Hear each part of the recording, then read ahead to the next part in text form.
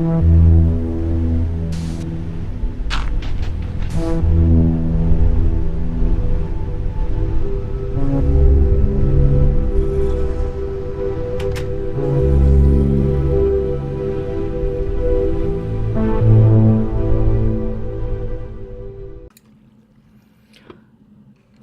and welcome back to a final look at the MHC for January.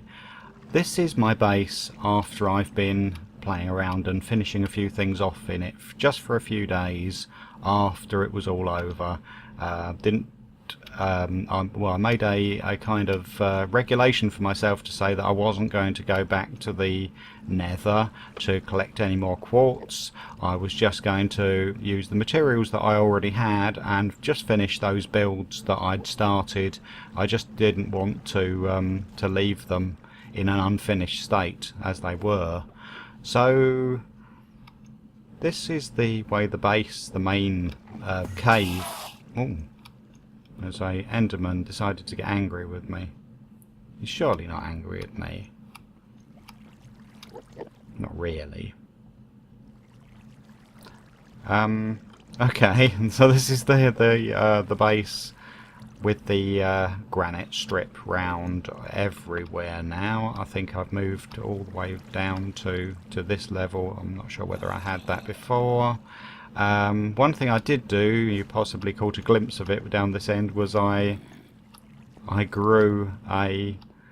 Ooh, there's a creeper. I grew a big red mushroom, and I thought that looks quite nice. I wonder if he's getting mad with the Hello. Right. Okay, let's carry on the tour. The tour's what it's about. I mustn't get distracted. I was doing this sort of tunnel, waterway, aqueduct type effect with the hidden lighting. I carried that on because I think I'd only reached this corner, and then I carried on to make it carry right on into this cave here. There's the... Oh, no bad guys. Right, so in here we've got... I think I'd already done this. I finished off this pool, got rid of the obsidian around there. Done a couple of bits where I've put slabs over the top of lava, which I wanted to try out and see what that looked like. Because I kind of wanted sort of underfloor heating sort of effect, but with... you know, some way of that you get lighting coming out of the sides of those as well. So we've got that, and I think that might be right. That's all that's down there. Down here, got any more bad guys? No. We had a few mushrooms growing, and I've harvested a few of those to take them back. So that's working all right. And I think the last thing I did was, oh well, I've sorted these out a bit better, so we've got things in their right. Oh, I did a bit more fishing. Oh yes, that was another thing. I've been naming a few of my. I've got an anvil now, and I've named a few of my items. So I've got Flavius Maximus, my big sword, and Diggers, the big nice diamond shovel that I was using. I think I may have... Yes, look, there's a gourd for some unknown reason in there, which I didn't get around to using. I think the last place that I did anything with was over here at the zombie dungeon. And oh, I blocked off all that water that was flowing down here. I rearranged the way the fence, oh, what would you call it? It's not a fence, it's a wall, cobblestone wall. I put these little trapdoors up here so that you can open it up when you want the zombies to come and see you. Can't hear any at all up there at the moment, but Yeah, so you can let them come down and then kill them, then close the doors, and then dive in there and pick up any extra loot that may have arrived. Here's my first contestant. Hello. he's bobbing around in the water-filled section.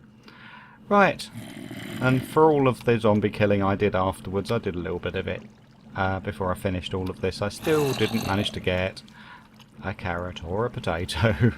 So, ooh. Come on. Oh well. If they're not going to play, let's forget all about them. Okay. That was really the tour of the things that I did after it was all over. It was just not wanting to leave things in an incomplete state once I've started them.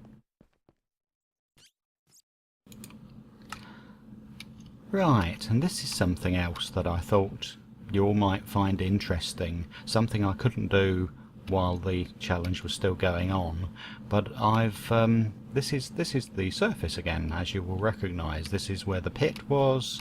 Okay, this is my house that I built, but I've put myself into spectator mode so I can just float through the ground, and I thought it would be useful and interesting for us all to see some of the things that we've gradually got to know during the series.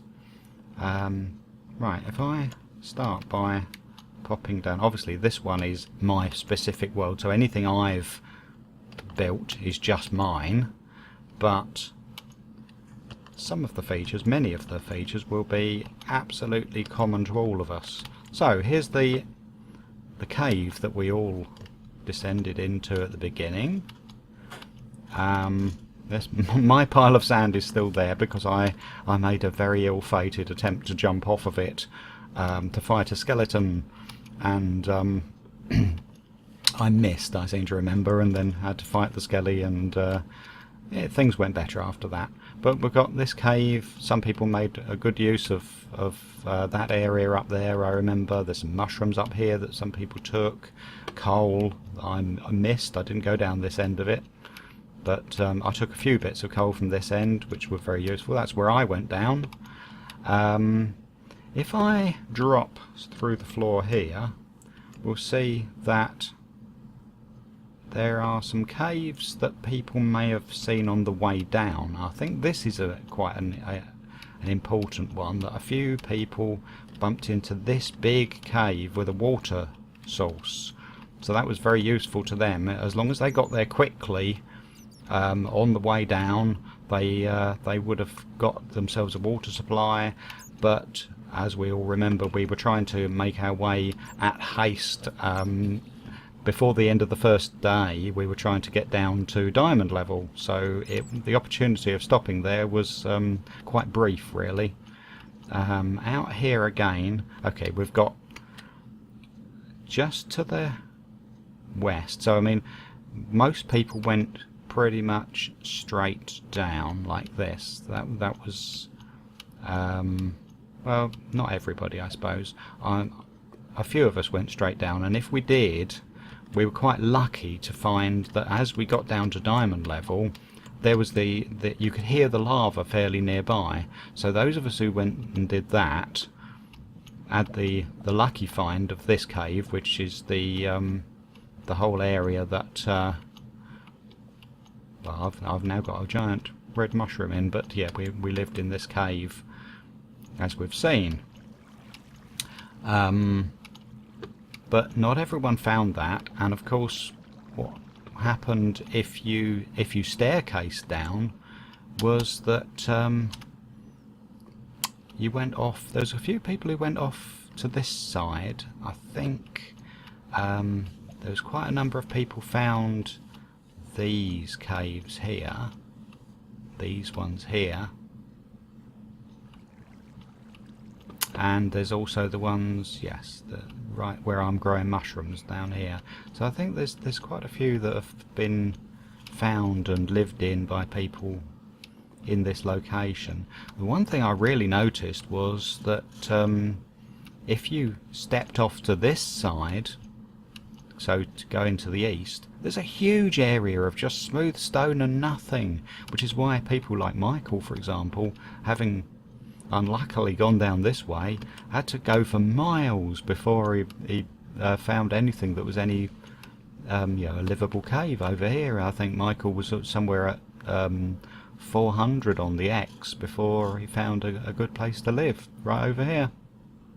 Probably right over near that ravine, I would guess. Anyway, coming back to here just for a moment, the place we were, well, I was, and the place where quite a few of us were, just around where we descended. There's a couple of places that I've found it interesting to look back at, because I never really got a clear look at them in my game. I just knew they were there.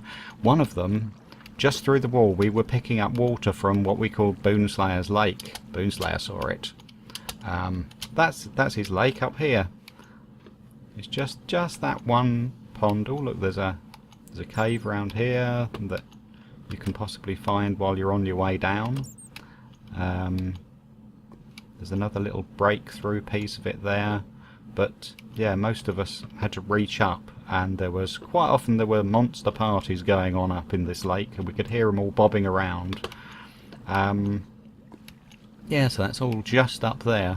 There's this bit just up above, which is virtually connected to that lake, but there's a dead end, and we just used to get a few mobs occasionally up there, and usually not the ones we wanted.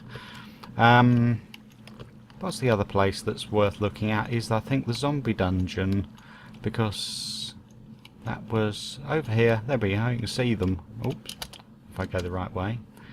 So this is what I never got a really good look at, so the zombie dungeon itself is up here, and as we know, there was water flooding into it, and the water was coming from here. Look, it was too high for any of us to have reached.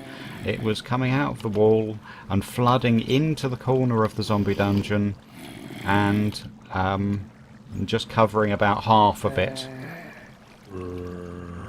So where I've put my trapdoors isn't the best place, but I suppose they tend to get flowed over towards that corner, and they can drop down. Actually, that's an interesting point that I hadn't really appreciated at the time, is that all of my lights from below are shining up through the trapdoors, and so they're lighting this place up, and I won't get so many spawnings. So it wasn't the greatest idea by me. Okay, so I think that's the area we've been living in. I hope you found that interesting. But that is the end of episode 10, I guess, for the MHC, and I'm really just about to get started on the February challenge. But here we are. I'll sign out from the house where I was waiting for all the radiation to clear. There we are. That's the house on the surface at the top of the pit. Right, bye everybody.